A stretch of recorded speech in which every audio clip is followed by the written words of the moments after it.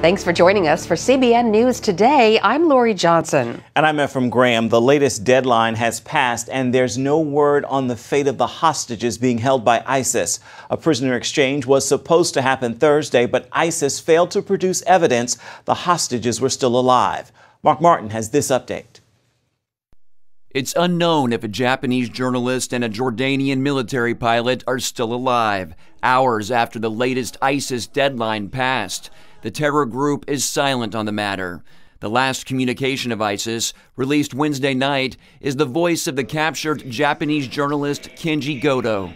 If Sajida al-Rishawi is not ready for exchange for my life at the Turkish border, the Jordanian pilot will be killed immediately. ISIS has called for a prisoner exchange, wanting Jordan to release Sajida al-Rishawi, an Iraqi woman convicted of terrorism there. Jordan's government has said it would agree to the exchange, but one big condition has to be met. We want to see a proof of life of the Jordanian pilot, and then we can talk about the exchange between Sajid al-Rishawi and the Jordanian pilot. But the proof never came. The pilot's father pleaded with ISIS to release his son. He said Jordanians and Palestinians would respond in a very positive way to ISIS if the group spares a Muslim brother. Journalist Kenji Goto's wife fears this prisoner exchange could be her husband's last chance to live. She said she has been contacted by ISIS. Meanwhile, if the swap happens, authorities say that means letting go Sajida al-Rishawi, a staunch terrorist with close ties to the leaders of ISIS. She was sentenced to prison for her involvement in an al-Qaeda attack on a hotel in Amman, Jordan in 2005. Around 60 Jordanians, many of them attending a Muslim wedding, lost their lives in that attack. Even if Jordan and ISIS agree to the prisoner exchange, it's not known what will happen next to the Japanese hostage, who has 2 daughters, an infant and a 2-year-old. Mark Martin, CBN News. An Egyptian militant group with ties to the Islamic State is taking credit for deadly attacks on more than a dozen army and police targets in the restive Sinai Peninsula. The coordinated strikes came late Thursday and killed at least 26 security officers. Officials say at least 1 car bomb was set off outside a military base. At the same time, mortars were fired at the base, toppling some buildings and leaving soldiers buried under the debris. An army spokesman blamed former President Mohammed Morsi's Muslim Brotherhood for orchestrating the attack. Recovery efforts are still underway at a Mexican maternity hospital that suffered a massive explosion Thursday. Take a look at this amateur video that captured the terrifying moment.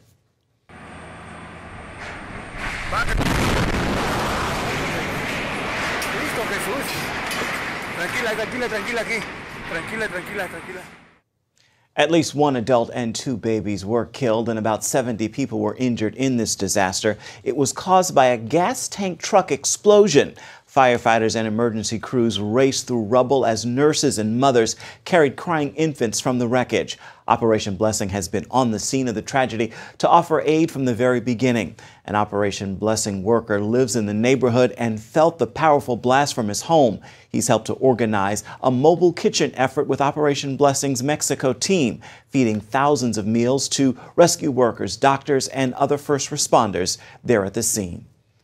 The Senate has passed a bill approving the construction of the Keystone XL oil pipeline, but Thursday's vote still falls short of the threshold needed to override a presidential veto.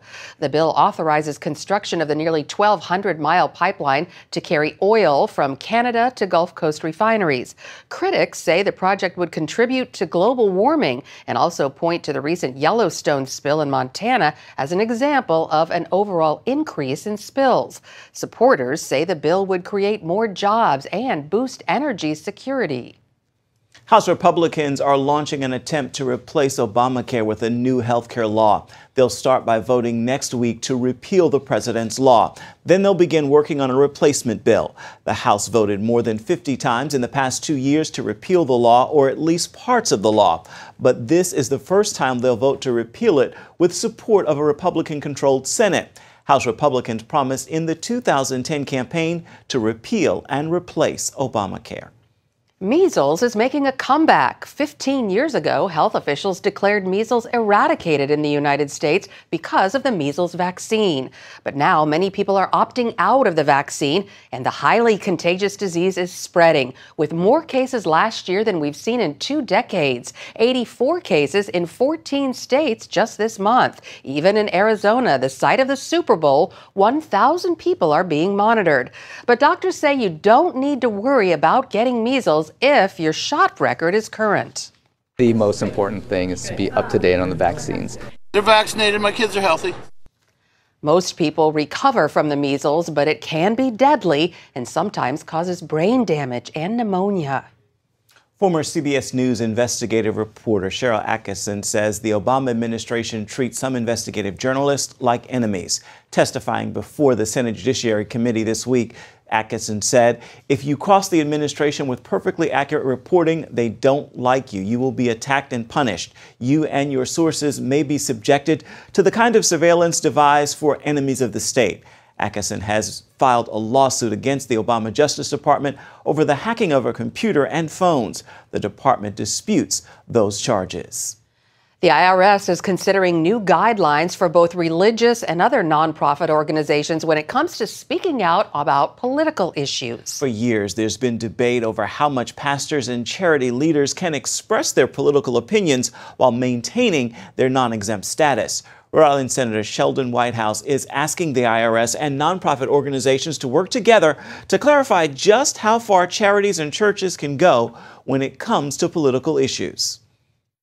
New IRS guidelines defining political activity and clarifying the restrictions on such activity across the board for nonprofits would be a welcome development. Whether the church or the organization chooses to exercise that freedom is up to them. We just believe that that decision should be made by the organization and not by the government. Opponents of past IRS restrictions say limiting a nonprofit's right to speak out concerning political issues is also limiting their right to free speech. The state of Arizona is doing its best to shut down sex trafficking around this week's Super Bowl. For months, it has focused on training law enforcement and promoting public awareness, and those efforts are making a difference. Authorities know high-profile sporting events like the Super Bowl draw not only large crowds, but large numbers of traffickers. This year, the state tackled the problem head-on with the public awareness campaign. Arizona's not buying it. Helping to get the word out, the Arizona Diamondbacks, the Phoenix Suns, and former Cardinal star quarterback Kurt Warner. When it comes to human trafficking of children, we want the world to know. We're not buying it. Arizona's not buying it. Dominique Rosepowicz studies the connection between trafficking and sporting events. She credits increased law enforcement for deterring traffickers at last year's Super Bowl in New Jersey and believes that success will continue in Phoenix. I think if you're a trafficker or a pimp in this day and age and you bring a person here to be trafficked, you are asleep at the wheel. The Super Bowl has really sent a message. The NFL has sent a message. Our community has sent a message that sex trafficking will not be tolerated here. Activist groups like Shared Hope push public awareness, setting up exhibits on college campuses in Arizona and collaborating with community organizations. One group got creative and distributed 20,000 bars of soap with trafficking hotline numbers to Phoenix hotels. One more way a victim could potentially call for help. Kathleen Wynn, who led the fight against trafficking for the Attorney General's office last year, sees a change in the public's understanding of the issue. 4 years ago, you would have been hard pressed in Arizona to find somebody that had heard about trafficking or even believed that it was happening here. Now, traffickers and buyers face tougher penalties in Arizona, thanks to new legislation and a public that's aware and opposed to the sale of children. And you can find out more about Arizona's campaign to fight trafficking at the Super Bowl at cbnnews.com. Faith in football. We'll take you to Arizona, where preparations are underway for the Super Bowl, and introduce you to athletes who call themselves everyday soldiers for Christ.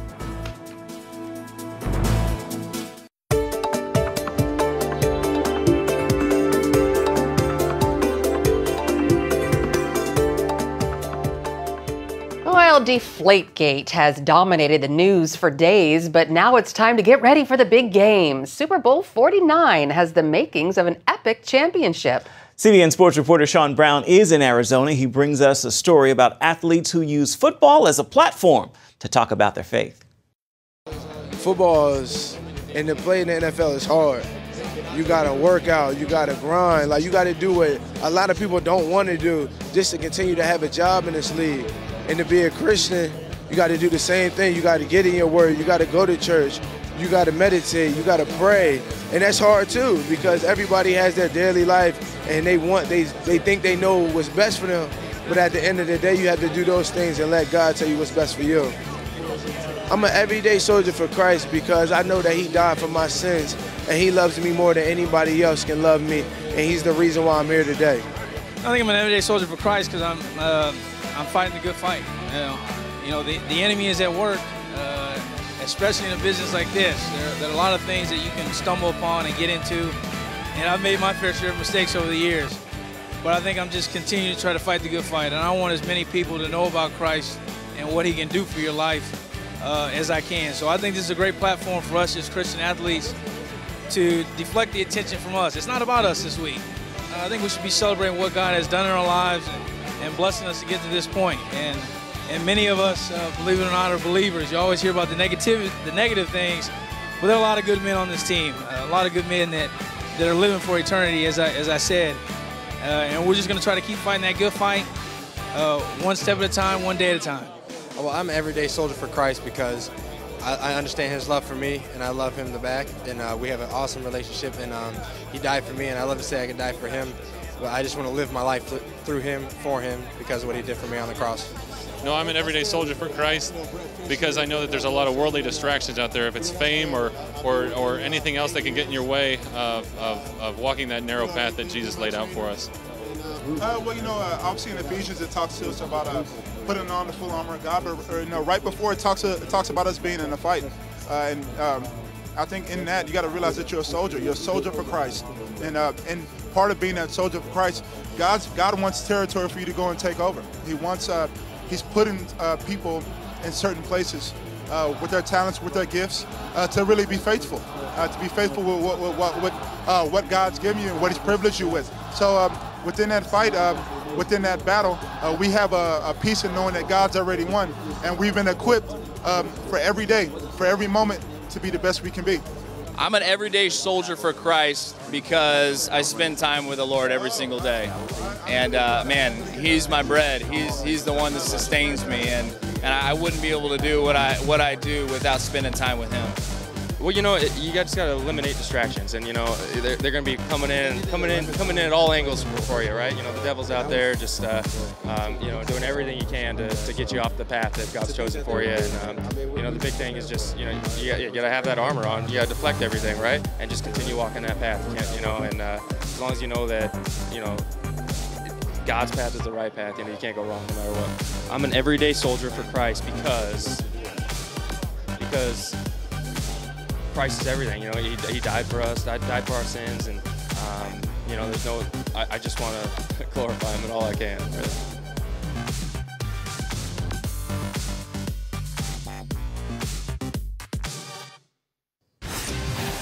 Up next, it is Super Bowl weekend, and we've got a great recipe to help you make your party pop. Stay tuned.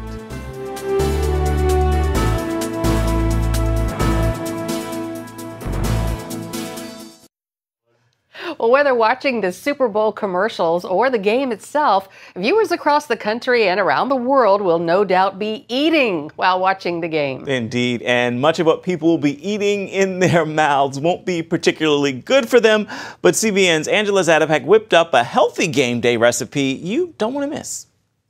Super Bowl Sunday is such a fun day. You see your friends and family maybe that you haven't seen in forever, and so you really want to minimize your time in the kitchen. So I'm bringing you a recipe. It only takes 10 minutes, and it also meets a lot of dietary needs for those people that are trying to stick to their resolutions. It's vegan, paleo, gluten-free. Hey, you cannot get any healthier than that. What are we gonna make? Guacamole, but with a twist. Okay, so it only takes 10 minutes, and these are all the ingredients you're gonna need. You need 2 avocados, you need a red onion, 1 lime, cilantro, 1 mango, and the twist, sriracha.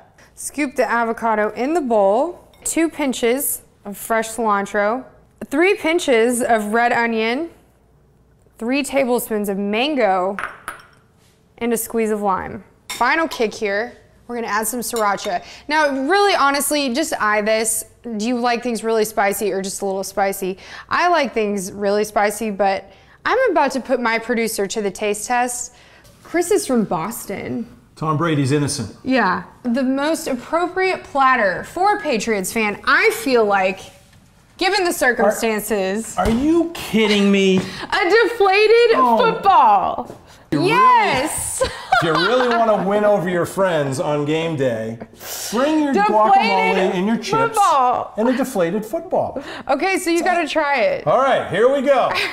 Here we go. I want to try it too, actually. So cheers. Here. Go Seahawks. Go Seahawks. Mmm. Very good. It is zesty, but good. So good. It's really good. Okay. You're impressive. And you know what? For my family that thinks I'm not domestic, this proves you wrong. It's definitely a little hot. It's a little hot. It's definitely very good. I like it hot. It's very good. So we hope you enjoy our game day guacamole. And you can get that recipe at cbnnews.com. We'll be right back. It is the weekend, and perhaps you're looking for a little family-friendly entertainment. Here with our regular movie reviews is Bob Waliszewski from Plugged In Online, the entertainment review department at Focus on the Family. Bob, let's start with the animated film from George Lucas called Strange Magic. It looks like it has some dark elements. What do you think? Yeah, it came out last week, and the reason we didn't talk about it last week is because it didn't screen for the press. And that typically tells you that the studios think they've got a bit of a bomb.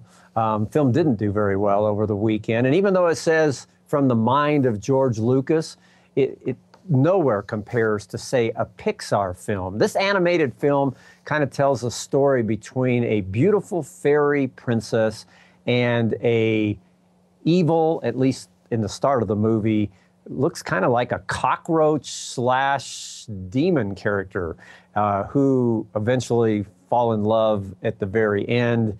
It doesn't work for me. It's a bit of a musical. It's a lot of a musical. We did give it a 3 out of 5 for family friendliness. That's not a terrible rating, but it's also not a 2 solid thumbs up either. All right. Well, Project Almanac is a teen thriller about time travel. What do you think of it?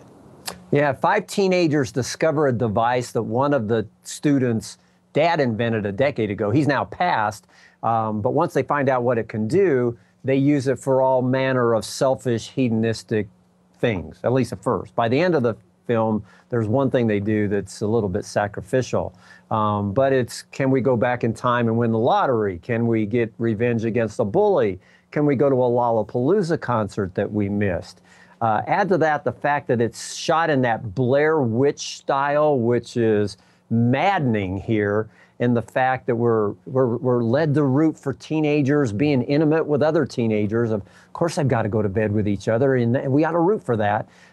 Sadly, there wasn't much in this PG-13 for me to root for personally, and I gave it a 2 out of 5 for family friendliness. All right, one more. We've got some Academy Award winners in Black or White, starring Kevin Costner. What do you think of this film?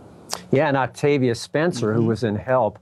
Now, this is a film that I have some mixed feelings about. On one hand, I love the fact that Kevin Costner is a grandfather in this film who, after the death of his wife by a car accident, is the sole protector and has custody of his 7-year-old biracial granddaughter. But at the same time, because of the death of his wife, the fraternal grandmother, Octavia Spencer's character, comes into the picture as well, and she wants custody. Now, it's not a villain versus good guy type situation where, of course, we're rooting for one, person to have custody. Both would be great. They love this little girl. Their finances are different, but we all kind of would say, who cares? I mean, it's about what's best for the girl. And that's what I like about this film. What does it take to be a good parent? What are the racial overtones here? And how should one navigate? I like that. But what I didn't like was the fact that there is a lot of harsh profanity in this film that mars this film. No reason for that ever. There's especially no reason in this film because the audience they're going for is the family. And many of us, me included, just don't want to be bombarded with harsh profanity. I gave this one a 2.5 out of 5 for family friendliness. All right. Sounds like we're 3 strikes for 3 strikes. Thank you, Bob. So the movies you watch this weekend, you may want to rent them. All right, that's it for this edition of CBN News Today. You can find more of our exclusive coverage of the issues you care most about at cbnnews.com. We want to know what you think about the stories you've seen here today. You can do that on Facebook or at CBN News on Twitter. Hope you'll join us again right here next time. Make it a festive Friday and a wonderful weekend.